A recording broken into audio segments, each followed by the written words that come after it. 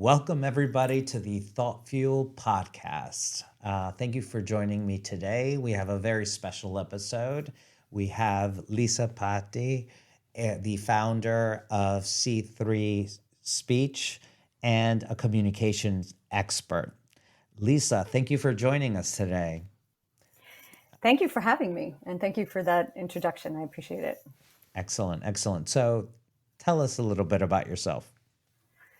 Okay, well, as you said, I am a communication expert, but I started as a speech pathologist. That was my formal education. And I think ever since I got into that field, what I was interested in is really how communication happens, why we connect. And I think the person I am, I feed off of the energy of other people. So I loved communicating even as a kid. I'm not the loudest person in the room. I'm not the group leader, but I love connecting. I love connecting one-to-one or with small groups. I love the friendships I build. And when I was thinking about careers, I was thinking, okay, so there's people who had trouble doing this. How could I help? The thing is, when I got into that career, I felt like the ceiling was a little low. I wanted to have some more entrepreneurial ventures. So I actually started moving out and coaching on my own. I coached executives, and I typically focused on internationals. The reason being that I thought I could bring the most value there is people communicating in a new culture, in a new language. And especially from my background in speech pathology, I learned a lot about the brain and linguistics and the voice. And so I had all those tools to help people. But then I was introduced into the world of startups. I actually started coaching a young startup, and they introduced me to my first accelerator. And from there, I realized that there are so many people coming into the United States, and they need to pitch, they need to present, they need to raise funds, and they need to do it kind of quickly because they're not here for all that long. So the amount of actual face-to-face time they get is limited. And so those are the people I started coaching. And then over the years, it's been, almost 10 years now for that particular group of people. For that particular group, I started to learn how to write the pitches and what investors want and what clients want. And then from there, I took it back to the executives, but maybe people interviewing, because it's not all that different. Pitching your company, pitching yourself, understanding how to communicate your own value or your company's value crosses over a lot. So it's been a huge learning experience from where I started, but a lot of it had to do with my love for communication and connecting with people. And that's still the part I love the best, is the people I meet. Just today, I was on with people from Ukraine. I was talking to someone in Brazil, and I'm going to sound like an old lady here, but I still get blown away when I actually do that in a day. I'm sitting here in Brooklyn, and I get very excited when I talk to people all over the world. So it's very cool. Absolutely. It is very cool and actually one of the most useful skills that you can have. And, there's so many prominent people out there that constantly talk about the biggest investment that you could do is in yourself and improving your communication skills. And a very famous example of that is Warren Buffett and how he invested a lot of time in, just learning the principles of Dale Carnegie and understanding and being able to communicate with people. And that was one of the best investments that he made in his life. I guess, from your experience, right, I imagine you've helped people not only work on their communication skills to raise funds, but also improve relationships they have, whether it's with their employees, their significant others, or their friendships. What are some key things that come up there? So I think you were touching upon it when you were talking about teams and how there's a lot of miscommunication. I think that basically happens because we're human. And I think that we have this idea that people are going to communicate like us. And that doesn't always happen, whether it's across a team or whether it's your partner. So you have to be able to, first of all, think about, what kind of communicator is really the person in front of me, the person I am communicating with. Now, we know introverts, we know extroverts, but some people are very process oriented and they really need it broken down. And that's the person who shows up and, they have the list and they have the schedule and they're really on task. there's storytellers, there's people who are listeners, and they really need to take it all in. This is actually based on a model that I studied called the DISC model. It's the global DISC, but there's several DISC models. And this particular one breaks it all down. It also breaks it down by sort of the communication style as it associates with culture. But those are some of the highlights. So it was, people who are very data driven, people who are very process oriented. But when you think about it, if you are someone who needs the data or needs the proof, and you have the person sitting in front of you going on and telling stories, it's great, but it doesn't always, let's say, make as much of a point with them as it might with other people, and vice versa. So we're going to start to think about how we can employ all those different pieces, and in good communication, you typically do, into how we're presenting. So there is a little of some facts, some story. We're giving it to people so they could really take it in. We're using our voice. We also have to figure out how we're coming across in the sense of, how is that person perceiving us? Are they, now I might have said to you, I'm from New York City, I tend to talk very quickly, and if I am, you can slow me down at any point. No. But I know that's a thing for me because it's super, super cultural. I get excited, I get happy, I talk fast. I'm also of Italian heritage. That's very typical of my family, but a lot of people are not like that. So now we have someone sitting in front of us, and you're giving them all this information, and you're super excited, and you think it's going to be great, and then they just feel like they're blown away by it. You don't get much reaction back. And so you think, okay, this person is just, they don't get it. They're kind of boring. They don't want to interact. I guess they don't want to be, part of the team. Okay. Or it could even be personally, you're sitting there thinking you're going to get a reaction that you might not get. This is where you're going to learn to be flexible. You're going to start to think, okay, it's my job, if I want them to get it a little more, to figure out how I can nuance this conversation so I can persuade. It's not just a one size fits all. I think that communication has huge amounts of power. I think storytelling has huge amounts of power. We've all heard it. Stories have been around since the beginning of time. This is how people communicated, way before they started writing. It was story, it was oral traditions, but everybody is a little bit different. So when people are communicating, the ones that don't speak up, maybe we could give them a chance to speak up by preparing them, or letting them know, okay, I'm going to call on everybody in the group, and I'm going to ask everybody to share a little bit. If you're really uncomfortable with sharing, could you type it in the chat, and then we'll have a few moments to talk at the end of the meeting when it comes to your turn. Something where everybody's voice can be heard, because for those of us who love to connect, it might be that we're not trying to be rude, but we want to just keep the conversation moving, keep it going. And some people need a little longer start time. And I've been guilty of this myself when I speak to other people. So I have to either slow it down or check in, because the person in front of me or the group in front of me may not be moving at the same speed. So those are some of what I've seen in both personal and business relationships. Yeah, absolutely. And you touched on a lot of stuff there. And don't worry, it's not because you talk too fast. I get it. I know I do. But one of the things you touched upon was, knowing your audience and understanding, how they're probably taking an educated guess, obviously, on how they consume knowledge and how they'll react to something. What are the potentially the questions that they may have, and how you can answer them before they even kind of can even think about, okay, well, all right, I might have a question about this, but I want to be engaged, and maybe this person may answer it along the way. But also within your team, all right, how do we get everyone to be involved and participate so they're also engaged in the process, not waiting for it to be over? And I've been part of those meetings where there's not a lot of inclusion, no effort for that inclusion, and people just tune out. And they're not interested, just waiting for it to be over. And also length, right?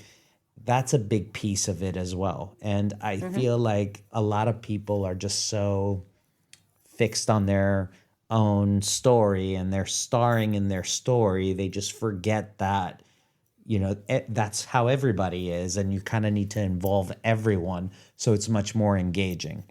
Mm-hmm. One of the Yes. biggest things one of the most frequent questions I get with, the TEDx gig, right, where people reach out to me and they're like, "Oh, I want to do a TEDx speech or talk, Mm-hmm. and can you show me how to, be a better communicator, write my story, just ideate better, just bring my idea to life."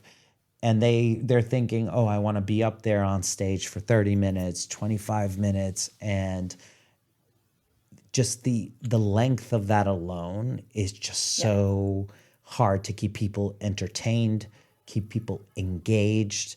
And I always encourage people, you know what, your piece should be just so much shorter than you anticipate, than you want it to Mm-hmm. be, just so you're adding more, obviously, entertainment value, and you're Mm-hmm. able to keep people's attention.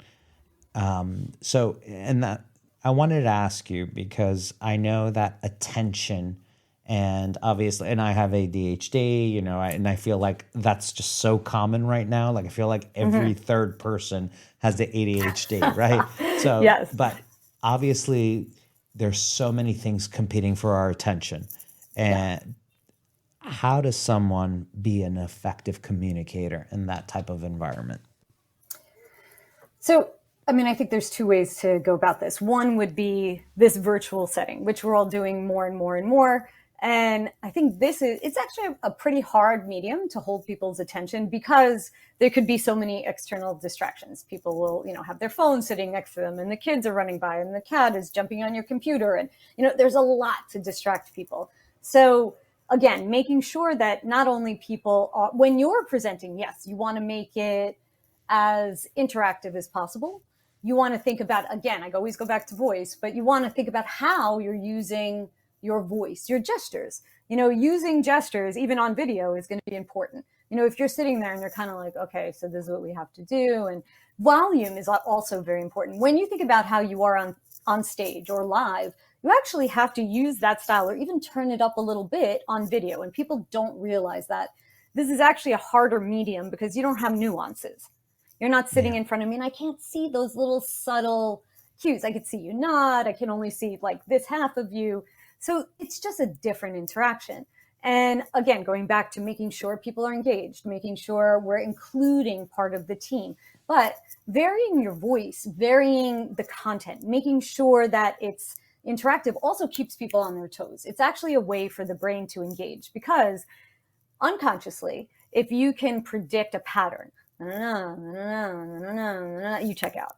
Your brain thinks, Really? okay, I got this and I'm done. Yeah. That's why monotone speakers, and I'm not even talking about like completely flat. I'm just talking about people who have a very monotonous speaking style. And again, it could be cultural. It could be just their personality. But that's something I work on quite a bit with people because it's a difficult thing to change, and it comes down to muscle memory, right? You are thinking about the way you hear sound differently. Maybe if you're someone who wants to work on that, you're thinking about how you're actually creating those sounds or how you're varying your pitch, and it takes practice. I had someone that I was talking to today, and she said to me, I said she had one session and it was 1 hour. And then she said to me today, I was practicing. It's not like I sound like a TEDx speaker yet. And I'm sitting there thinking, you had one session for 1 hour. I said, imagine how many hours you actually have to practice to be a TEDx speaker. 1 hour of your life of trying this is definitely not going to make it. You have the concept, but it's not going to make that much of a change. It really takes practice, and it takes intentional practice. So when you're up there, that's the other thing is as you're engaging and as you're keeping people's attention, it's very intentional. If you are just, dumping out the words, you're used to, you're in a corporate meeting, you're used to the script. This is what we have to say. This is how we say it. This is what we do. And you're not varying it up too much. You can easily slip into a more flat presentation, a more monotonous presentation, just because you've done it so many times. Maybe it's an orientation and you've just said the same spiel again and again. So now it's time for you as the speaker to own it a little bit and to be sort of in that moment thinking, okay, people are hearing it for the first time. I want them to engage. What do I need to do to keep them with me? And so that's the online piece. And as you know, the offline piece or the live piece is a little easier because you can get that dialogue happening a little easier. For sure. And again, that's really important to think about the facial expression, the body language, the gestures, but also how your content is flowing, the length of your content. Is it easy to digest? Those are things that, you don't want people just trying to figure out what you're saying or, trying to read your deck the whole time that you're speaking, because you're going to lose them pretty quickly. So I think those are some of the keys. Mm-hmm. Yeah, and a good example of that, I feel, is Tony Robbins. I've seen him live, and I've seen his virtual stuff. He does a lot of virtual stuff, and he had to pivot quite quickly. Obviously, when COVID hit, he had to pivot quickly because the majority of his business relied up until that point to in-person meetings and events, and basically bringing a crazy level of energy to the stage, right? And he pivoted quickly, and he's recreated his business model essentially through virtual trainings. And I remember seeing him in person, and he is where he is because of the way he is. He brings an amazing level of energy. He is a giant among men. He's a presence. He walks in the room and he's there. And not all of us are going to be born with that level of charisma or physical presence. But the great thing is about being in this type of virtual environment, you don't need to be a giant. Sitting down, you could be 6'7" or 5'7". It doesn't matter, right? So that equalizes that. But the tone of your voice, the sound of your voice, the speed of your voice, how you articulate your message, what are you trying to say? How does it resonate to your audience? What do you feed off your audience will always come into play, irrespective of whether it's virtual or in person. Yes. And I think that what you're saying is very important, because I think there's a few things. One is that people come to me and they say, I want to sound like blank, Tony Robbins. And first of all, physiologically, he is a giant of a man. I mean, he's a big guy. And so physiologically, he's just built different. There's more places for sound to resonate. He has probably thicker vocal cords. He is a bigger person. So sound's going to just someone who is 5'7" and has a different frame. And women go through this a lot because women worry about, is my voice too high? Am I not speaking with enough leadership presence? And I actually did a whole workshop on this where we were talking about what is the voice of leadership? Is it one voice where we have the picture of Tony Robbins, or can we all do it, which we can because this world is becoming more and more diverse, and we are going to add those elements in. Is your voice, okay, you're using the voice you have, but you can work on it. You can maximize it. You can open it up. You can use variation. You can get to where you need to be persuasive, to have that leadership presence, regardless of, unless you have some huge physiological constraints there. I think that you can learn. And that's the beauty of communication, is that you can learn. You can, if it's something you want to learn, if it's something you feel comfortable with, if it's something that you feel is going to, bring you to the next level in your career, or even, like you said, in connecting with people, making friendships, going to networking, being able, and everybody hates this, but being able to talk to people that you don't know and not feel like it's the most awkward, horrible thing in the world, because sometimes you just have to do it, and you have to be able to, have enough confidence in yourself that you can engage someone and that you're interesting enough to keep that conversation moving or to get that group inspired. So those are some of the things, regardless of who you are, Tony Robbins or me. I'm 5'2" and I'm not a big woman. So, I've had to learn how to use this tool. So how to really think about breaking down ideas, and when I'm putting it out there, making it interesting, in order to get that reaction from the crowd. Yeah, for sure. Your tone of voice has added an extra 5 inches to your height. I can tell you that much. One thing that you really touched upon in the beginning of that answer was, people coming to you and saying, oh, I want to sound like The Rock, or I want to sound like this person, or Brene Brown. And we really need to just talk a little bit more about like authenticity, right?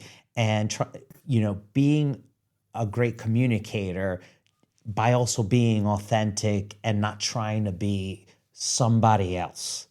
And as a TEDx speaker coach, and helping people just carve out their idea and try and bring it to life, a lot of people get caught up with trying to emulate a different style or a different approach.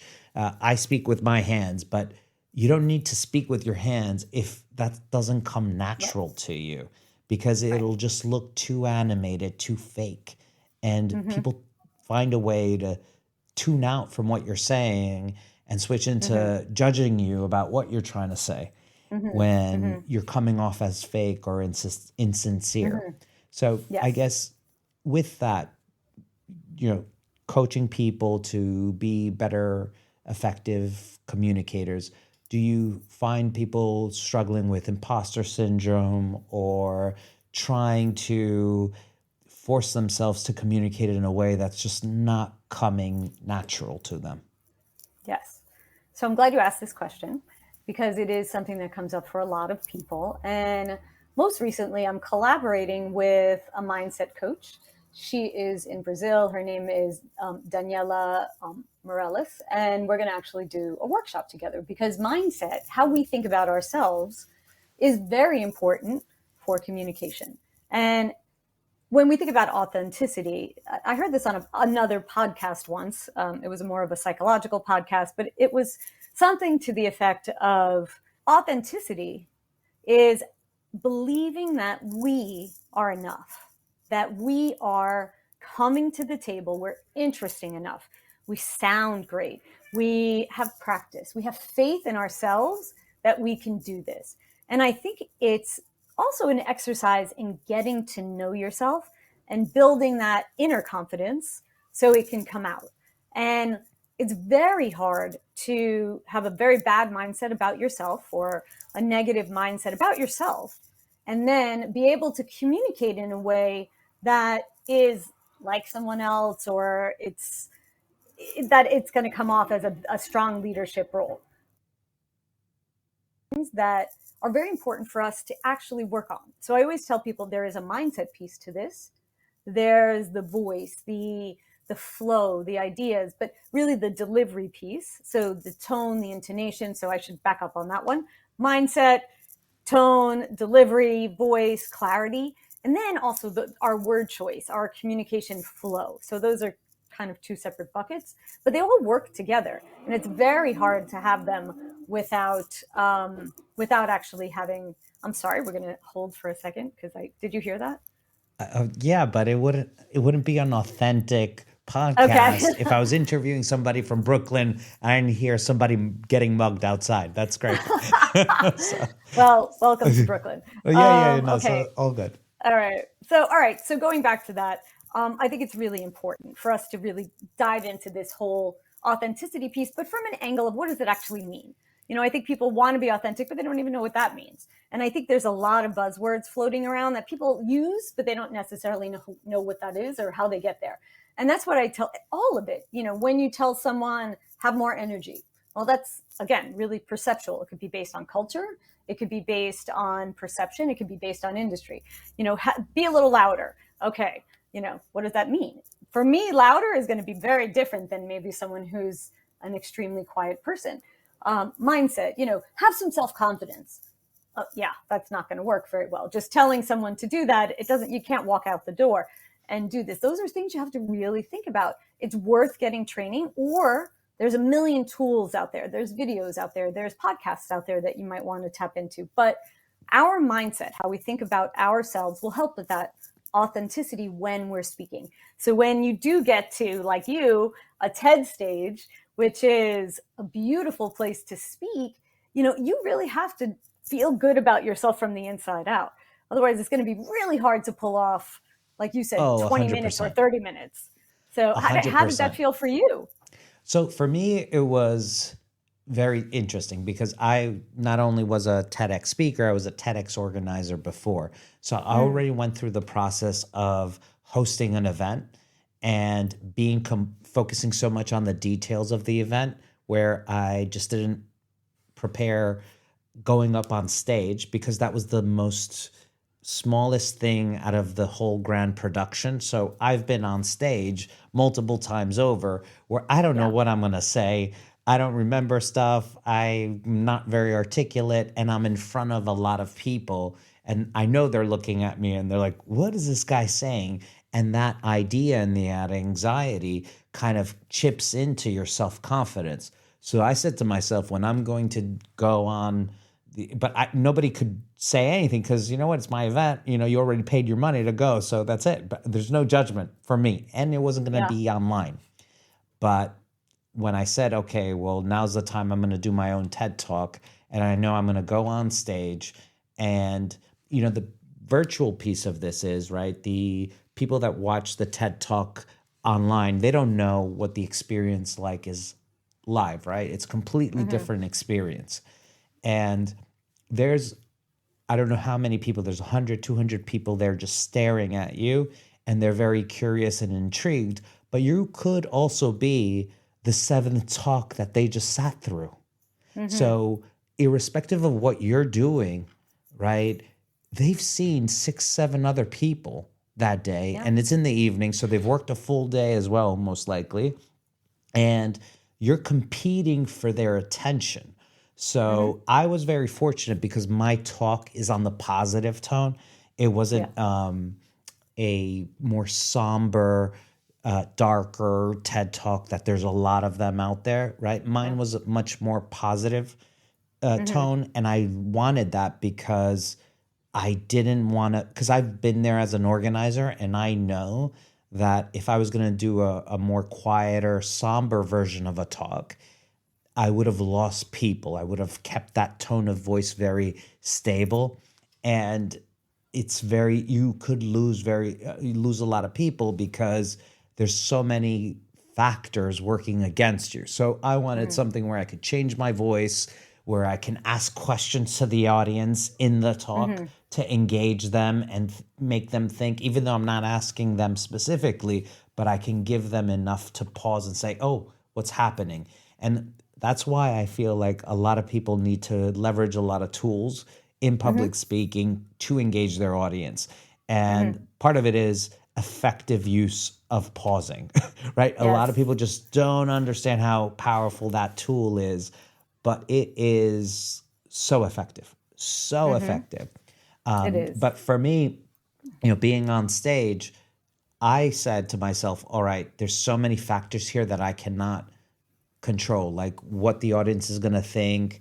But what I can control is I'm going to memorize this talk and I'm going to learn this talk inside out. And so just leading up to the conference for 2 months, I had finished the talk pretty early in the process because I've seen TEDx speakers kind of like change things last minute and they're Yeah. working on their talk until the very last minute, and I didn't want to go through that anxiety. So I learned the talk from start to finish and from finish to start.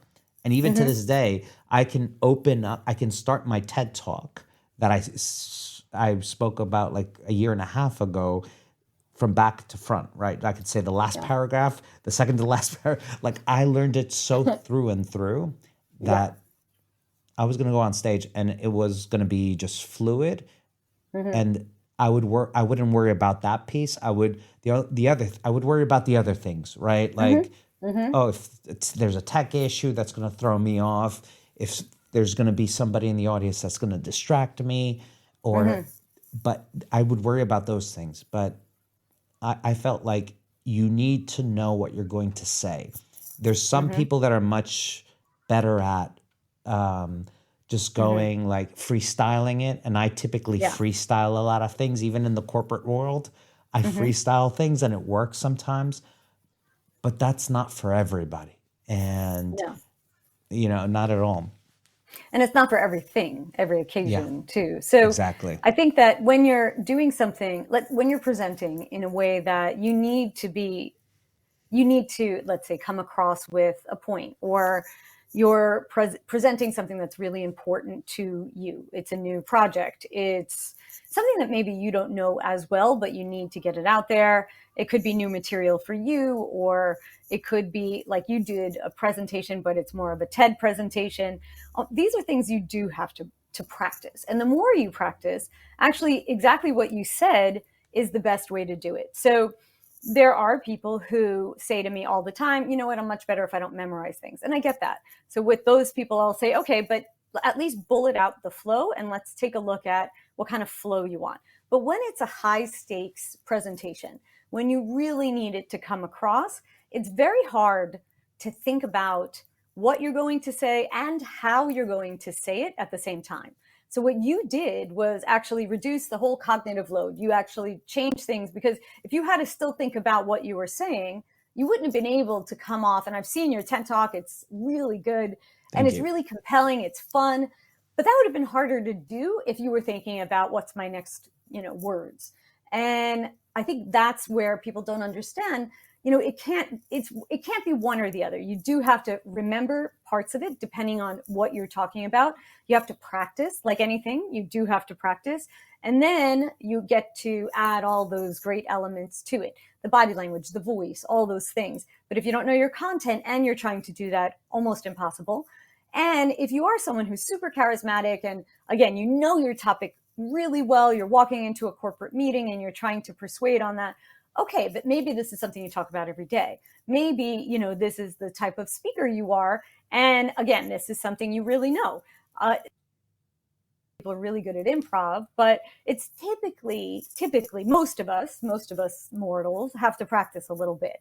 And the pause also helps. I agree, because when you're in a moment and you need to think of your next thought, you can pause and you could use it effectively.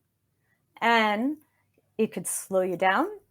It could slow you down in a good way. It could, give yourself a chance to take a breath, which is really important, because sometimes we just run to the end of our breath stream. We drop our voice, we lose our volume because we're talking. It gives the audience a chance to actually take it in, and it breaks up the ideas. So the pause actually gives us many uses. Actually, it's also good if someone is using a lot of ums and uhs and things like that. I always tell people, just pause. Try to pause Yeah. a bit more. Try to eliminate a few of those, because all that is a placeholder. So the pause can do that. But when you think of someone like Obama, who is like the master of pauses, and Yeah. I mean, I don't think any of us could pull off pausing that long, because we just don't have that much time. But he did it, and it always sounded important. There was a lot of gravitas there, and you could use a pause and anything could sound super important. And when it is important, it is going to land even better. So if you said to someone, I really love ice cream, and I mean, it means nothing, but but It sounds those important. pauses make it. Yeah. So that's basically the two things that I know about: practicing, rehearsing, and the pause. Yeah. And one thing you mentioned earlier, you're doing these workshops with the mindset coach, and obviously mindset is such a big thing. Obviously, it's the theme of our show. Yeah. What process does somebody have to go through to figure out who they are and what they need to do to just allow themselves to be a better, effective communicator? Okay. So, quoting Daniela first, I will say that, she typically, so again, her name is Daniela Morales, and she works with startups. She's a marketing person in Brazil. She actually shifted into mindset after many years of studying it. But, she really looks at, getting you to understand, what are your strategies around stress? What happens to you when you become stressed? How do you handle it? And what happens to your body? What happens to your mind? And then again, what is that self-talk looking like? Working with my collaborator and my colleague, her name is Daniela, and she is in Brazil. She has been working with founders from Latam for years in marketing and business development, and she shifted recently into this. And luckily for me, I actually presented, and this was probably one of my favorite experiences, at Web Summit last spring in Oh, Rio. wow. Nice. Yeah, it was very cool. And this is where I met her. And of course, you're in Rio. I mean, nothing about this could be bad. Oh, Even that's such it's a cool just, city. Yeah, exactly. yeah, it was amazing. And she has taught me quite a bit. We've talked about it, and we finally decided, okay, let's collaborate on mindset and communication. So she has me thinking about, or she has people thinking about, even me too, how do you handle stress? Now, when I say handle it, what are your strategies for, if you get stressed out in the moment, what will happen? What does it trigger? And, where I come in is I'll say, okay, so when you're stressed, you're probably going to either start talking very fast, your voice is going to tighten up, you might run out of air, or you might go the other side and just shut down. So again, mindset and communication are very related. You cannot take them apart. When she thinks about mindset, it is about, your own worth, your self-confidence, your value. But it's much more deep than you should have self-confidence. It's how you're building it. It's building the case against those negative thoughts and building a case in your head for all the things that you've done right in your life. And I worked with someone else. She's a therapist. And this is someone who helped me quite a bit. She's also in Latin America. Think of things in a different way. And what she'll say to me, because sometimes I'll just spin on ideas and say, oh, what about this? And what about this? And she'll say, is this a fact? And I'll say, oh, no, it's not a fact. It's something I was thinking about. And she'll say, okay, it's not a fact. Is it something that's helping you reach your goal? Or is it something that's making you feel better? Probably not. So those two things, when you're saying, you know what? I am the worst speaker. I'm terrible when I go up there. I've never been a good speaker. I can't public speak. None of that's a fact. None of it. Because you don't have evidence that you can't do it. Maybe you haven't had the best experiences, but you've had successful communication experiences, maybe with friends, maybe with your child, but it's not a fact that you can't do this. And by saying this, all it's going to do is reinforce that you're going to go up there and probably hate what you're doing. You're going to hate that moment. So my job, and working with Daniela, and what we thought about is, starting to give people advice in these workshops, or, making them as interactive as possible, so that we can start to think about these types of things and how it plays into each other. So those are some of the mindset crossing over into communication. And you hear it. Like I said, it's super obvious. You hear the confidence ooze out of someone when they really feel good about what they're saying, or when they're really enthusiastic. On the flip side, you hear it when someone is not too happy with themselves and what they're doing. They might be talking low, they might be mumbling, and it might not even be a presentation. This could be just someone you're interacting with. It could be someone you're interacting with on the street or in your home. And what's going on inside of their head, and them directing that conversation at themselves instead of maybe wanting it to be heard, that's a big confidence piece in itself. And that has to do with mindset. What is happening here that it's coming out of here? Yeah. And you said something at the beginning of the podcast about how you enjoy communication because you feed off energies of people. But think about, what you just said right now, right? If you're confident and you're passionate about what you're talking about, it exerts this amazing energy out there to your audience. And with that's infectious. People gravitate towards that. It resonates in them, and they want to give that back to you.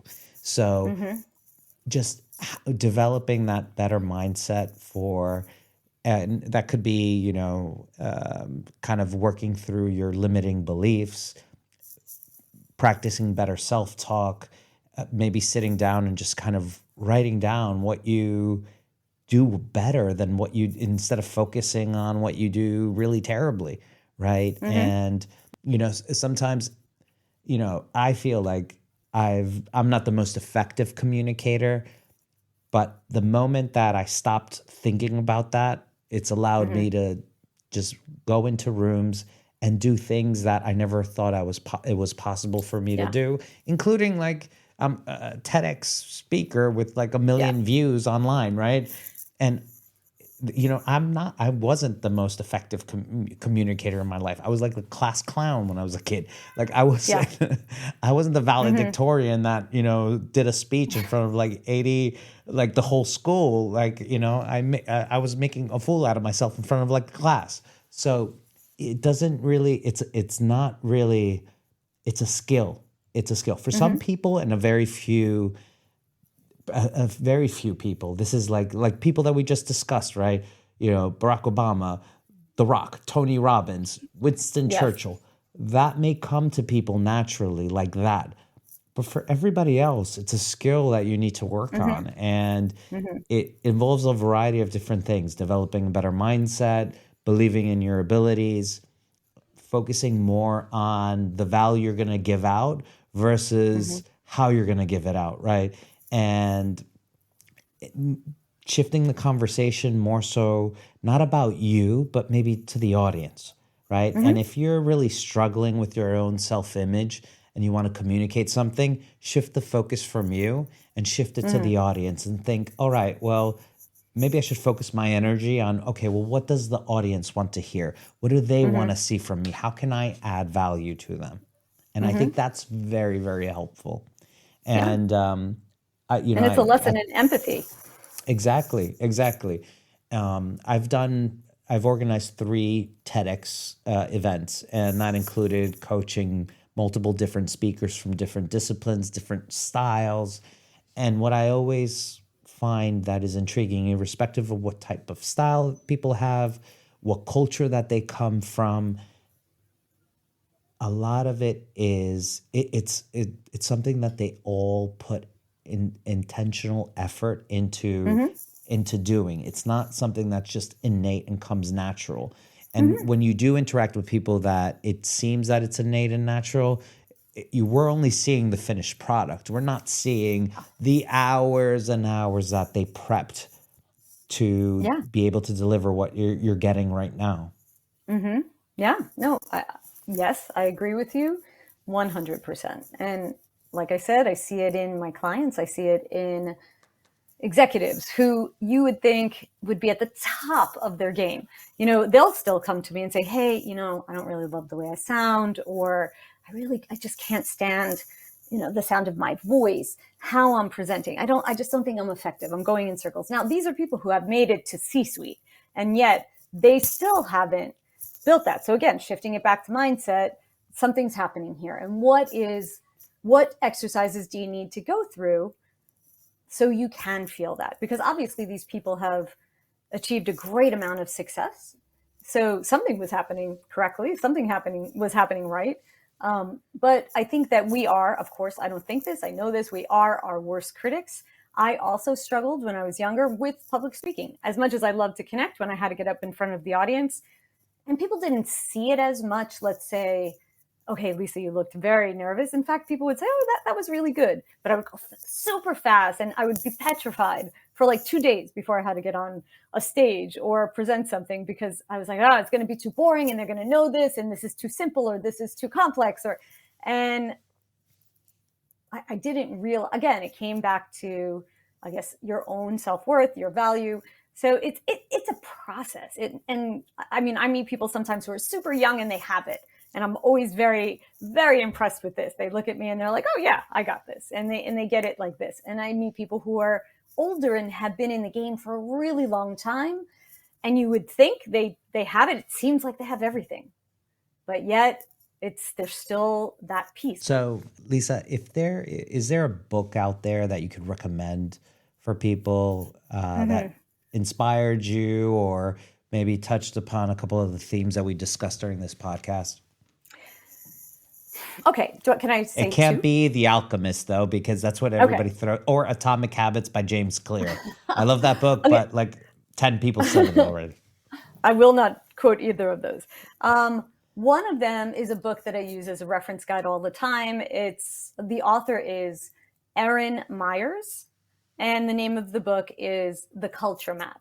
And it really gives you a breakdown of different communication across cultures, how sales teams work. It's a great business guide, but it's also a great guide if you're communicating across cultures with your team.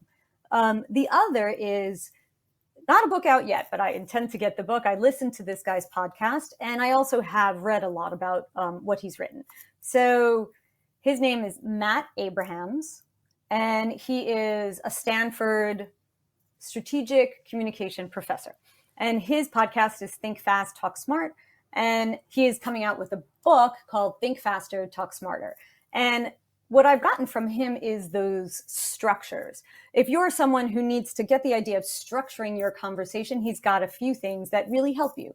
And, one of them that I actually teach people all the time is what? So what's the topic? So what? So why does it matter, or why are you doing it? And now what? What are your next steps? Yeah. But as you're thinking like that, what, so what, now what? You're going, oh, that makes sense. But it's helping me think, well, so what, now what? And then it helps me just make things a little more concise. And he has a ton of these. And he talks about this type of stuff on his podcast. And it's really interesting because it's just focused on communication structures, things like this. So, but this is what the book will be. He said there's a lot of it in there, and I'm dying to get this book. So This is the two that I could say would be really interesting, hopefully, to the audience. Awesome. And, where can the audience find you if they're looking for you? Okay, so my website is C3Speech.com. So you could get on my website. You could actually record yourself on my website to send me a little note, or you can send me a little note. Yeah. So I have a recording device on there so I could listen and hear you. The other thing is LinkedIn. I'm always on LinkedIn. It's Lisa M. Patti, Patti, M.S, CCC-SLP. I know that's a lot of letters, but you'll see it at the end. You don't have to remember that. But when you type in Lisa M. Patti, it's Marie, the middle name. But and then everybody thinks I was named after Elvis's daughter. So that's not the case. But anyway, Lisa M. Patti. And I'm on LinkedIn. So you'll find me there. And you can connect with me. You could write me a message if you have questions. I would love to hear your opinions on all of these things too. Yeah, and I'm sure you're going to get a lot of interest for that workshop because it sounds very, very interesting. Yes. Actually, we're going to be posting a link on my LinkedIn page very soon with all the information for the workshop. So that'll be a fun one. And we're going to be doing it online so people can join in from all over the world. Because my colleague is in Brazil, we're going to try to do the North America, South America, and whoever would like to join. Yeah, which is the great part of technology. I hate for people to walk away from this podcast and think, "Oh my God, no. these older millennials and their hate for their disgust of like modern day technology." No, technology is excellent, and you know what? We just are trying to start a conversation, continue a dialogue on how we can use it to connect us better versus them isolating us. Yes. So thank you so much, Lisa, for joining us today. Thank you, everybody, for joining, and see you next week.